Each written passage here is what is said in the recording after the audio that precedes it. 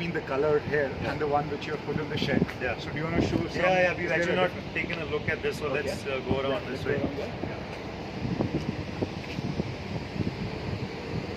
Yeah, so these look different panels now. Yeah, so what this is like, if you can see the difference between the two, this is like darker and that is like lighter. That's polycrystalline solar and this is monocrystalline solar. One very easy way to identify polycrystalline from monocrystalline is this diamond, the white diamond. If you see, the white diamond is actually the plastic substrate behind the cell. This is the solar cell, and the white diamond is just the underlying substrate. So in a monocrystalline, you'll always be able to see diamonds interspersed, whereas in polycrystalline, you'll not be able to see that. So that's the difference. But coming to the main crux of it, monocrystalline is a more purer form of silicon, and it gives better output.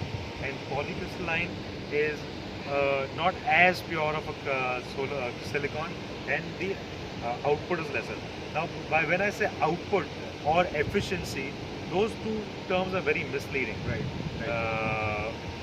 What happens is, like, the efficiency to convert light into electricity is the efficiency of the solar panel. Okay. By the nature of the structure of monosilicon, it has a higher conversion efficiency, and polycrystalline has a lower conversion efficiency. Okay. How much would be the difference between the two? Generally, polycrystalline is between 13% to about like 17%, and monocrystalline is between 16% to 19%. Sometimes you get 20% also. So